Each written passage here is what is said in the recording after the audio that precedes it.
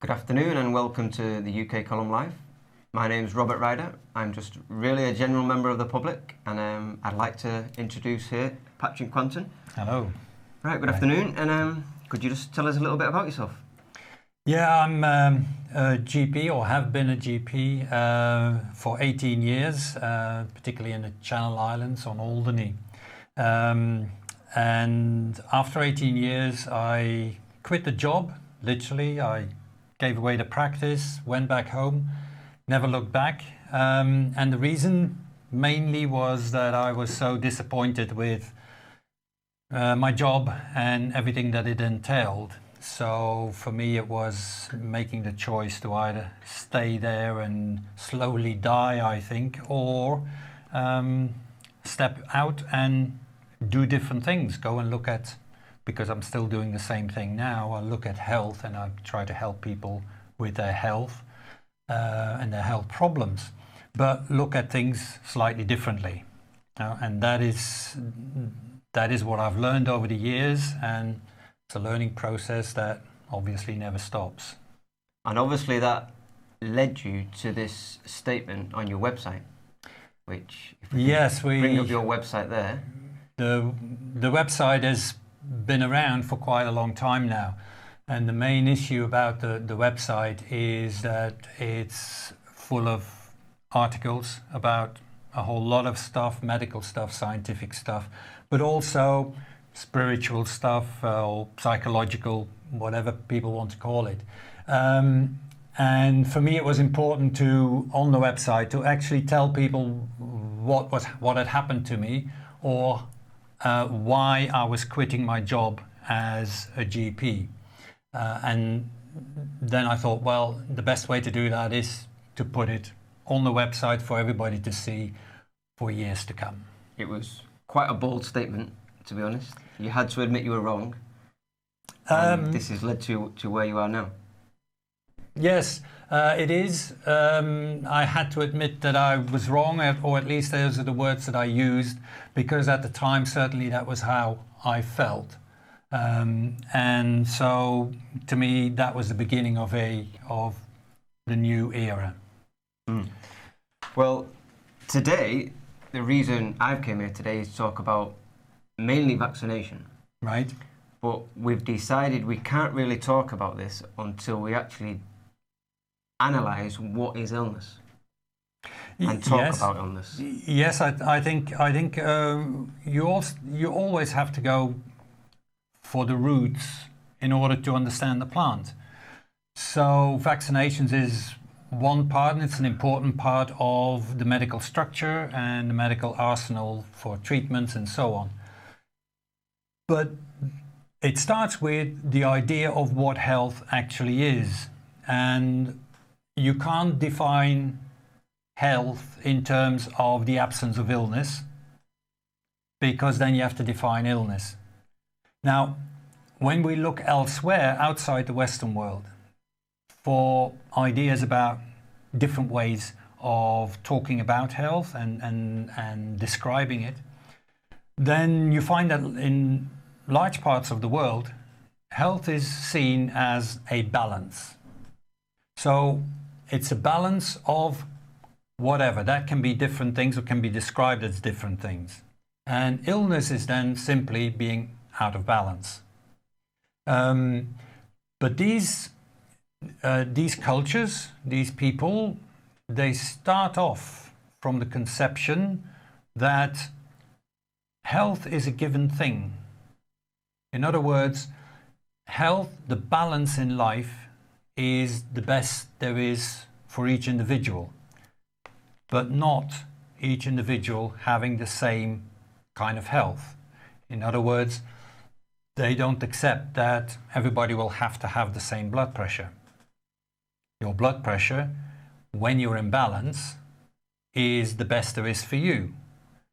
And so that may be determined by our doctors as a low blood pressure or a high blood pressure, because they standardize everything. Standardize as in the mean of the whole group. And if it doesn't come into that section, is something wrong. Then it's something wrong, and what is more important, then you come to the conclusion that it needs treatment.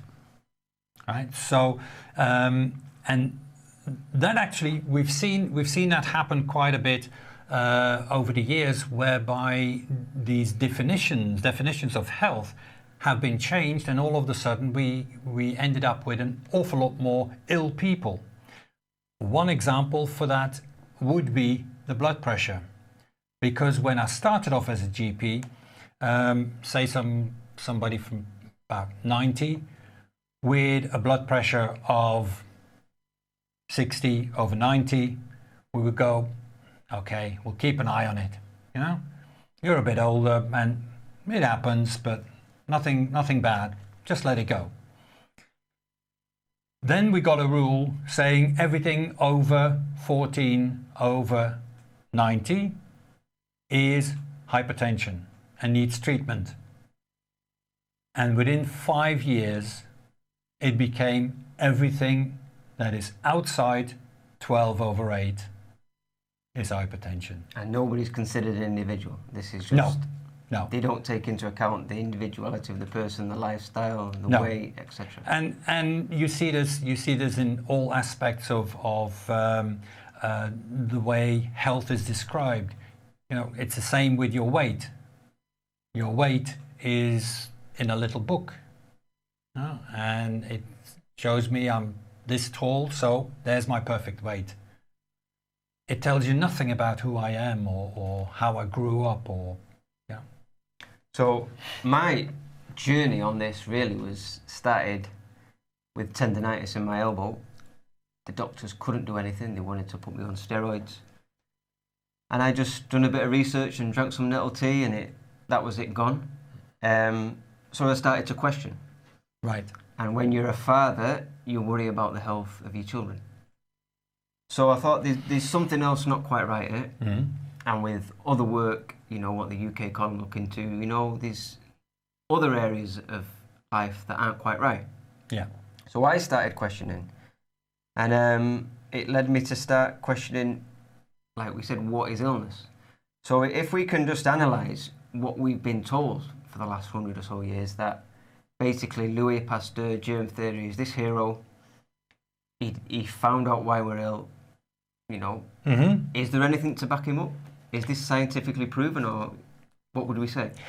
Well, it's very interesting there, because that is actually where you need to start. You know, how has all this vaccination stuff, where does it begin? And obviously, in the vaccination history, there are times before that, and it goes back to Jenner, but it goes back before him. But with Pasteur, it got a format, and it got scientific backing, if you like. Yeah. But the interesting thing is that on my journey through life, and as you've done, you know, finding out information, I was given more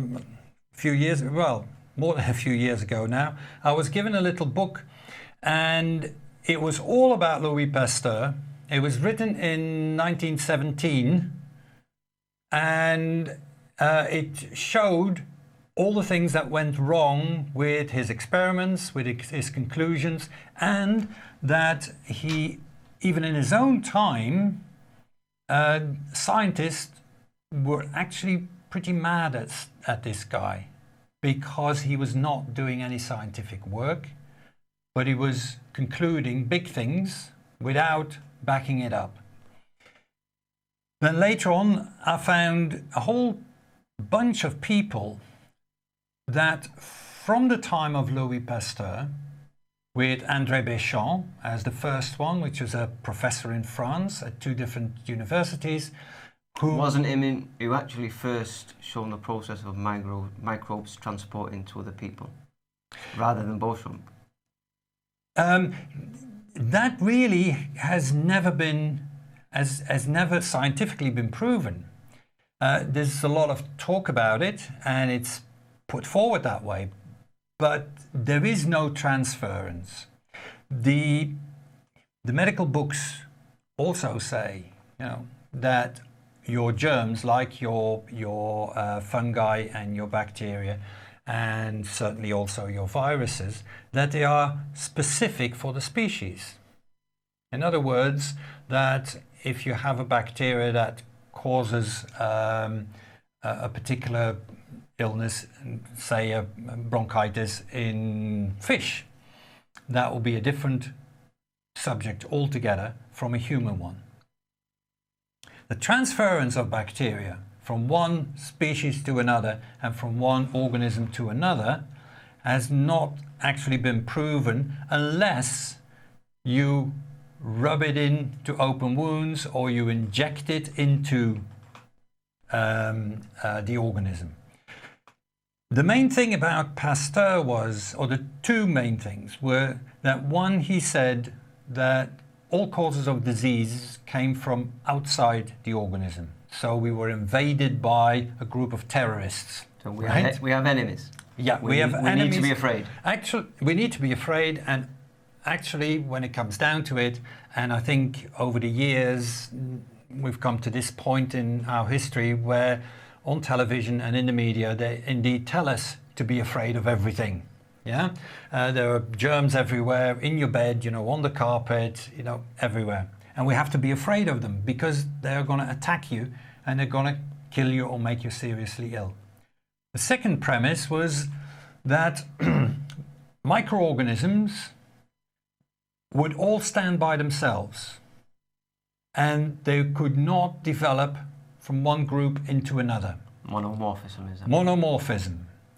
Now, even during the time of Pasteur, they found proof that bacteria would just come and develop from one type into another, if you changed, and when you changed, the feeding ground.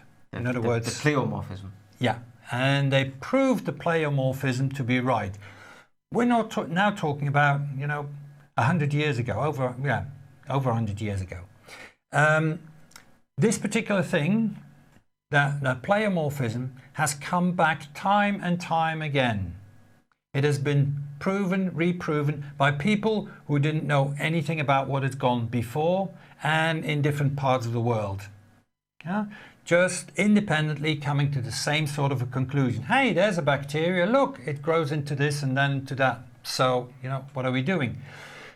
But the idea of Pasteur was they were all single individuals, which means if you have to be afraid of all of them and you're going to have to protect yourself, you're going to have to protect yourself against every single individual. You have to avoid or kill the enemy, basically. Kill the enemy, make yourself, so therefore you need antibiotics, right? That was the premise for that. Or... So it's fair to say without Louis Pasteur, germ theory, we wouldn't have the modern medicine as it is at all. I would say that at that time, and continuously since that time, the authorities, medical authorities, have chosen the path that Pasteur set down and ignored what scientific researchers proved to them once, twice, 3 times, multiple times. And that was that bacteria changed from one into another, and therefore if you were protected from one, if you like, then you were protected from another. Not from all of them, but from a whole group. And would it be also correct today to say scientifically that the bacteria is actually there beneficially? Yeah, the main thing that came out of the scientific research was that, not as Pasteur was saying, that the bacteria that is making you ill is attacking you and breaking down your tissues. The main thing that repeatedly was proven was that all microorganisms that we find in the site of infections are there because of the diseased tissue. In other words, they turn it around and they go, the tissue is diseased first. The healthy cells are no longer there. They become ill. So the bacteria don't attack the healthy cells? The bacteria actually come from within the diseased tissue. In other words, they don't come from outside. You don't have to think about breathing in a bacteria that then creeps through your lungs into the bloodstream and then finds this little spot in your kidneys and goes, oh, I'll go and live here, and I'll eat everything that is around me. And don't question how this can happen, because you have an immune system running through your veins and in your blood that is there, so-called, to recognize foreign invaders. And we all know if you was to sneeze on a room of 12 people, they wouldn't all get the cold. No, it's more than that. It's every single time, even when we take major problems like Black Death or whatever that runs all the way across Europe, the one main feature is that there is always survivors, which means that the key to surviving or to being ill does not lie with the microorganism, but lies within the person. What made them survive? It is whether they are ill within themselves or getting ill, or whether they can stay healthy. And literally, it is like that. If you can literally say to yourself, I'm not doing that. I'm not getting ill. This is not for me. This has nothing to do with me.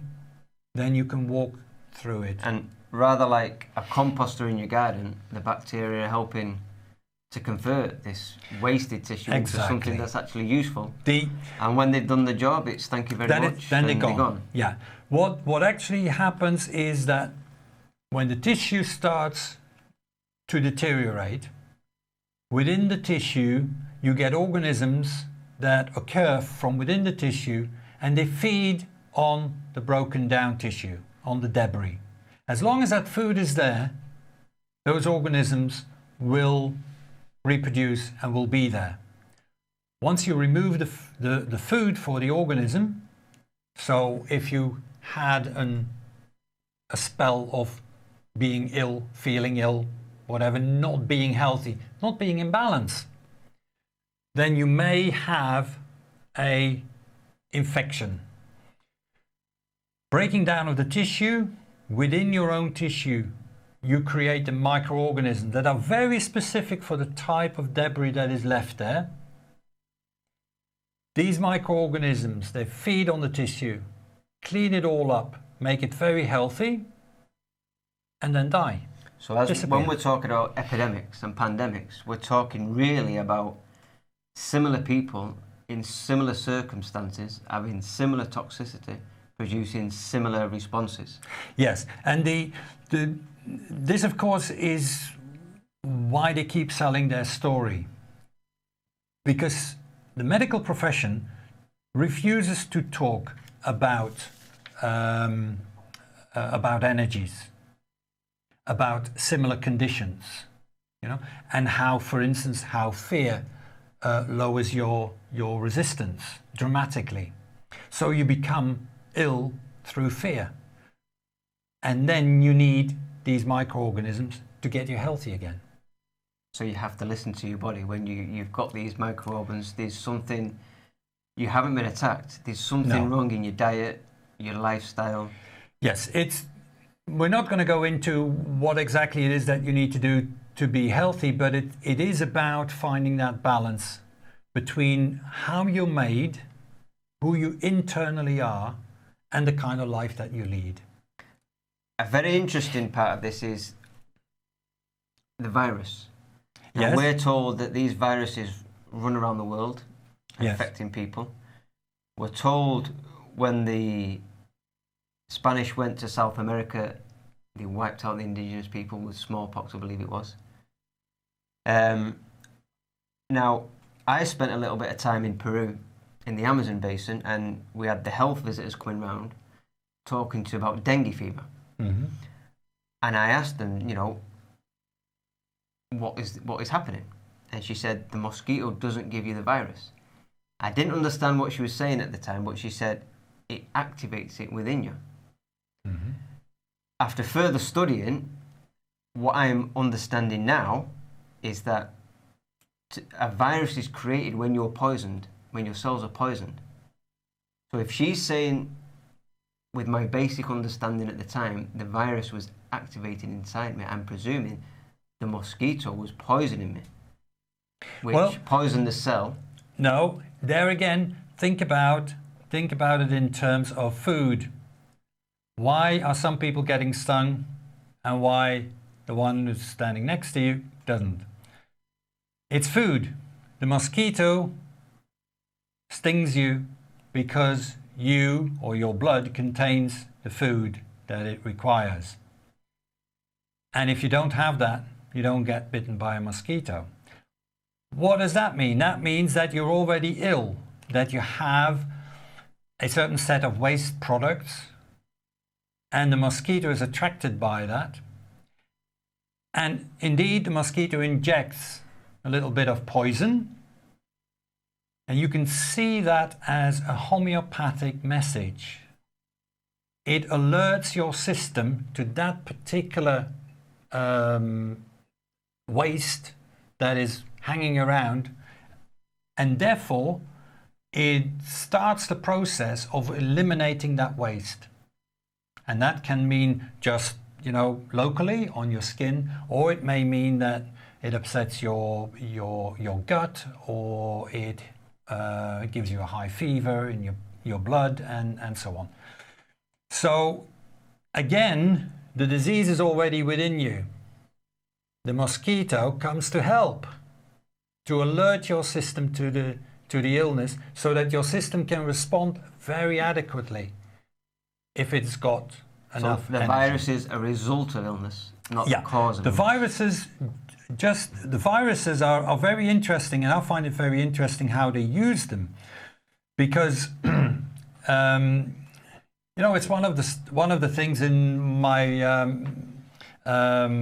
my study that I really hated. I couldn't get my head around those viruses, but anyway, we got through it, and I thought that would be it. I would never ever have to look at viruses again for the rest of my life, until all this blew up in my face. And so I got my books out again, and I started looking at viruses and trying to understand what viruses were about. And I'd settled in for a really long slog of dry information that I couldn't get my head around. But it turned out to be rather different, because in the first paragraph of this huge course, in the first paragraph, it tells you that viruses are not alive. They're dead. That you can't catch it. That it is very specific for species and for organs. In other words, a virus that they find in your liver will not attack or not be found in your kidney. And then through my studies, I find the same pattern there as we have with the microorganisms. Viruses contain nothing more than a tiny little bit of genetic material. That genetic material is not supported. It isn't turned into a cell. It's not alive. It is nothing more than a tiny little waste bag. Waste bag of genetic material, which means it's inside the cell. It means that the cell, the DNA structure of the cell, is starting to disintegrate. Why would it do that? Because it's ill. If you then have such a disintegration of your again, DNA, the illness came comes first. The cell is unhealthy, and these viruses are the first sign. These viruses, these little bags with the genetic DNA in, little bits of it, are the first sign of cellular structure breaking down.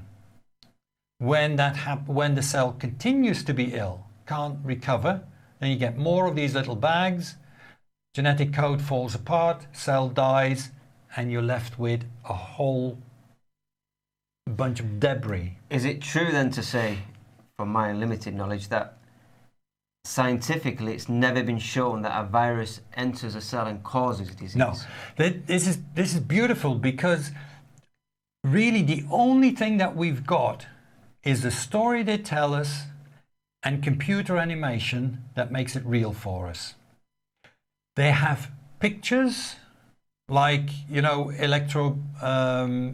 electronic pictures, electromagnetic pictures that will show that these are very blurred, and they will show in gray and white, little blobs, and then they tell you that's a virus, okay? And there's another one, and that one sits on the cell membrane, and that one sits inside. But these are still pictures. There's no movement. You can't see the movement of these little bags, which means you don't know whether they're going inside or outside. You don't know where they're coming from. So they've created the same story as they have done for bacteria and fungi and all the rest of it. And we have a lot of these viruses within us that are associated with disease anyway.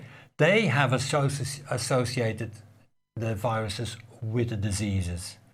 Right? Again, there is no proof. With bacteria, you can see them moving around, you can see them eating.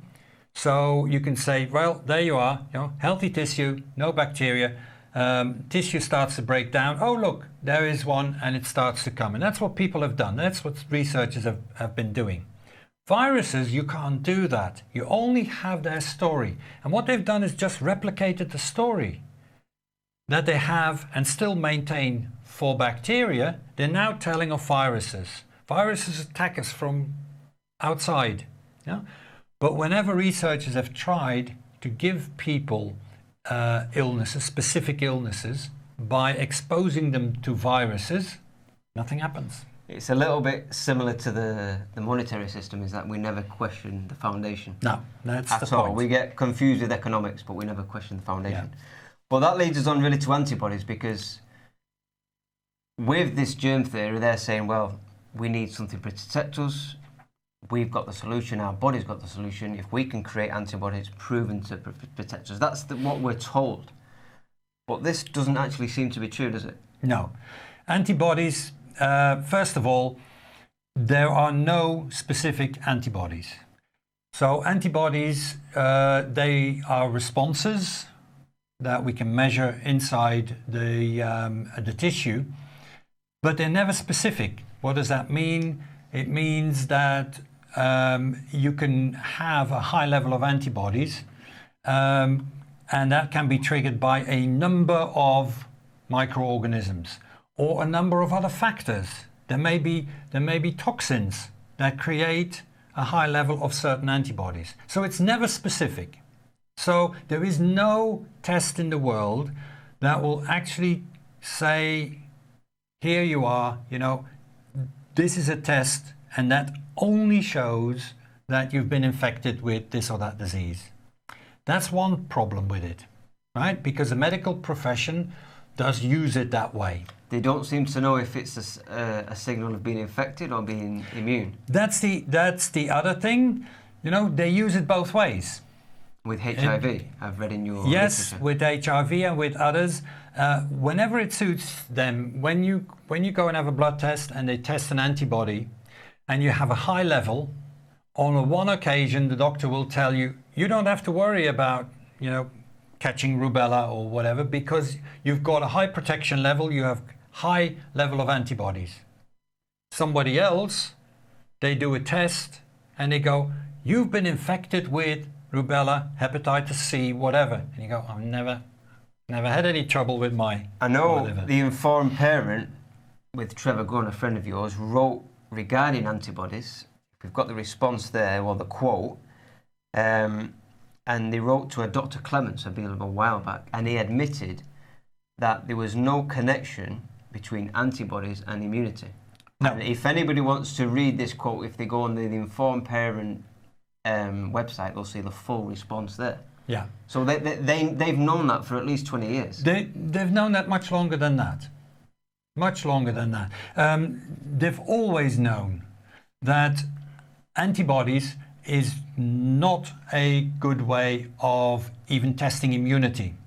Actually, there is no way of testing immunity, because we see a lot of people with low antibody levels, with low white blood cell counts and what have you, and still they never seem to catch a disease. And it's a small part of the immune system. these are this is probably I'm saying a part of the immune system, but we don't actually know what it means, and we've never known what it means. Would but it be, we make would it be stories. fair to say that this comes into action at the end stage of a disease process to clear up, help the clearing up? Therefore, it doesn't affect the initial cause of illness. Just having an antibodies can't protect you from. It can't protect you from eating anything. bad food. It can't protect you from a lifestyle. It can't protect you from anything, and you can't use it as either a scary thing, to tell people that they have to be afraid of catching this disease, or tell them that they are immune and they're safe. So They're not. if we move on to vaccination and say, they tell us we vaccinate because it simulates illness. They tell us it creates antibodies to give us protection, and that they're safe. Yeah. So what we're talking about today, nothing that seems to add up at all. Actually, when you go through the history of vaccinations, it is very obvious that it has never been effective. And but what we now know, it can never be effective because we don't get attacked from something outside, so we don't need to protect us from outside. We need to protect us from ourselves. And obviously we vaccinate our children because we vaccinated of fear. Children And we have all these childhood diseases. Probably the one that's got public in the public eye more is measles. We have a lot of propaganda about measles at the moment, about being dangerous, etc. And yet my understanding is if you have measles, it's because you need to have measles. Well, all these common childhood diseases have always been there. And what is interesting is that they occur at specific times in the child's life. And when you look at tradition, even tradition in our culture, it shows that when these children were getting the particular disease, like measles, then the community that the children were living in actually knew that this was a signal. When one gets ill, the others that are at a similar development stage. Nothing to do with passing virus from one to the other. No, it's a development stage that the child goes through. And what happens with development stages, it means that you move from being this format into that format. And that means that your tissues, your body or part of your body needs to change too. Change means break down what is there, or partly breaking down, and rebuilding it in a different way. That breakdown, that leaves you with what? Cellular debris. Viruses. And viruses, that is just cells that are no longer functional. It needs to be cleared up. So you can get viruses or bacteria that you can identify inside those sites. You clear it up. 7 days later, everything gone, and you're fine. We then say, now you're immune to that. What it actually means is that if you allow that common childhood disease to come through, all the debris to be cleared up, you're left with a healthy new structure, then you will never get that again. Why not? Because you don't go through that stage of reformation again, ever. So if vaccines were proved to block that rather than cause immunity, that would actually be building up problems in the body. The vaccines are not actually blocking anything. But what they do is they put a different strain on the system. In other words, it introduces toxins into the system. So then this tiny little new human being has to deal with those toxins, which it normally would never come across. So it deals with that. And that means that the development stage that it's got to go through is delayed. So the rebuilding of the structure is delayed because it hasn't got the energy to do that. And this is why we need the boosters on vaccines. That is what they do with the boosters. Because there's no immunity. They keep doing that so that your system is busy with the toxins that they inject. And it's got to clear that out, and the rest stays inside. And then you have the problem that with certain individuals later on in life, certain circumstances, whatever, then they come across this transformation that they should have had when they were 5 or 6. So if we go to what the government say, and if we can bring up some of their graphs, they're saying with the introduction of vaccination, it saved us from infectious disease. Yeah. Here we have the measles on the left. Now you can see they have notifications. The vaccine comes in around there just before the 70s. There's quite a sharp drop. Everything looks fine. It saved us from infectious disease. Right. They say they didn't have very good notifications before that point. That's where they start at that point. But really, what we've done, we've taken the death rate, which there is good notifications, and we see, look, what's that telling us really? I think this is a typical graph that you find for all infectious diseases. And there's a couple of comments that you can make. First of all, obviously, when you look at the death rate, then you see a dramatic drop to almost 0 before the vaccination program begins. And this is what every single scientist and researcher that has been looking at vaccine tells them. It's every single time the drop in and it's not problems. just measles. It's not measles. You see it with all infectious diseases. The drop occurs before the vaccination. And actually, scientists have said that the main reason for that is the change in lifestyle. It all comes at with a change of getting clean water, getting better sanitation, and so on. So if we bring up the other graphs, we have diphtheria, whooping cough, etc. We see a similar Same thing. story. Yeah, absolutely. You know, the other thing about it is that when they use notifications to make up their graphs, they still don't have good notification. You can't, because the only way that you can make sure that a doctor will actually take the trouble to fill in a form each time he thinks, right? Because that's another thing. How are you going to prove that the particular disease that I'm looking at, that is measles, or that is German measles, or that it is whooping cough? Because there is no test to actually prove it. So it's only this hearsay, the interpretation of the doctor. And he then needs to fill in the form. If there's an infection going around, they will just automatically say this is measles. This is what they do when they see 2 or 3 similar cases. They'll go, oh, it's that.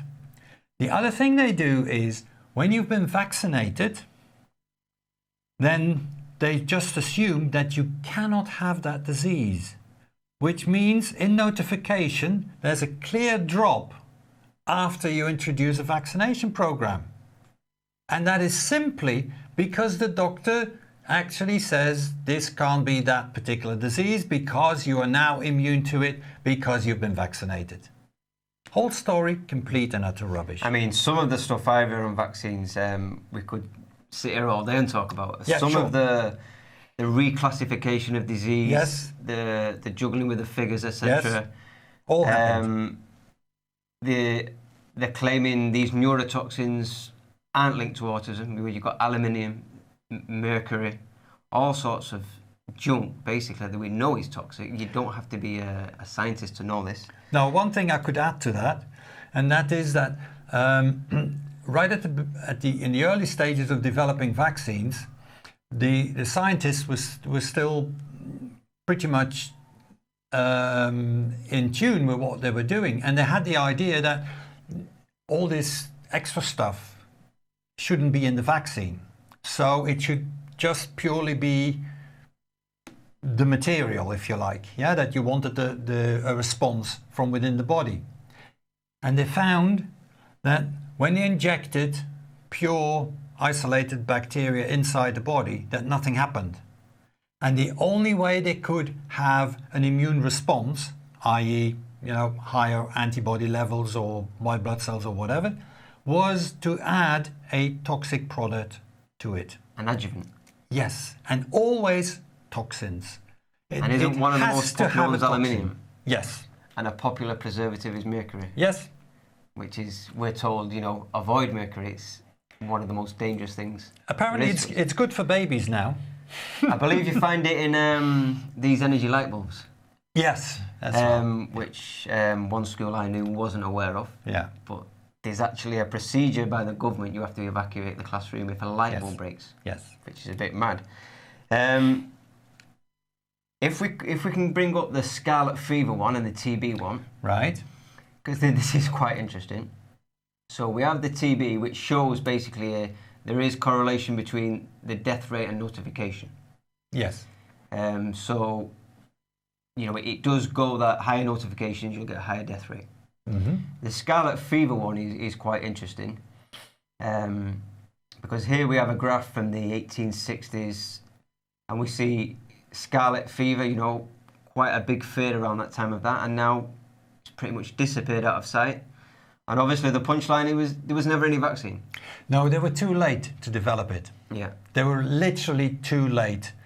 They had developed it and they went, oh, it's gone. There's nobody there anymore.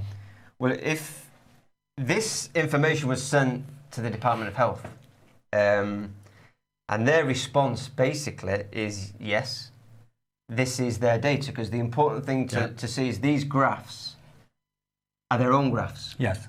From the same source. And if you can just read vaguely through there, now what they're basically saying is the JCVI who get this information together publish, you can see the word relevant in there. So they're publishing what is relevant to their vaccination program. Absolutely. Now, the undisputed fact that vaccinations didn't save us from infectious disease isn't relevant to their vaccination program. No. What is relevant to their vaccination program is what is relevant to keep the ivory tower up. So they want to continue telling the same story to make people afraid of their surroundings, and they being the heroes that will come and save us. And also on the second page on the response, we quoted them the law, which is their own law.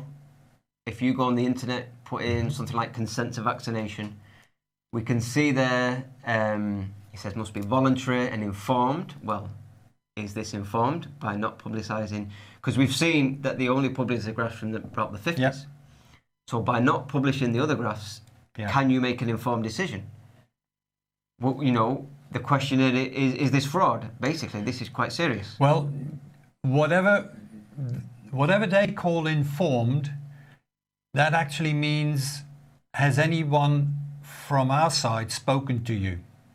Yeah? Now we know anybody else doesn't matter. The doctors in their Green Book on immunisation are given the graphs from the 50s. So even your doctor isn't aware. No, doctors a lot of doctors aren't aware of this. No, doctors don't know. Don't blame doctors. They only do as they're told, and they believe, just as we all do, what we're told. There's some you would authorities. believe on the information given that they're exactly. given that vaccines are very good for us. You Exactly. would believe that. The other word that you mentioned was voluntary, right? Now, in my book, if something is voluntary, it means that I have to have no fear to say no. Go and try it. Yeah. I mean, I know for a fact the word non-vaccinating and neglect is coming into society now. Yes. It's absolutely. coming into the system that non-vaccination is neglect. Yes. And they try limited, and they will always be limited, because there's one thing that they will not do, and that is to have an open public debate in court about scientific proof, because they can't. They don't have the proof to back up their story. Science has got plenty of proof for over 100 years to back up the story of microorganisms come from inside and they're a result of the disease, not the cause.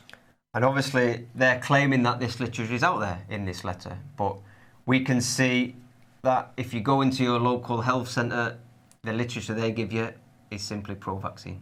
Yes, it's one direction. Actually, I think it's even more than that, because they know there is a growing swell of people that will question this. They get very angry, you know, and their anger is the response to somebody asking questions. Not even saying, I'm not doing this, just asking for more information, and all they get back is anger. Well, I think what we can gather from this today is basically people just go out and do your own research. You can go into the Informed Parent, go on Patrick's website. Another book recommended is Trevor Gunn called Soma Wisdom.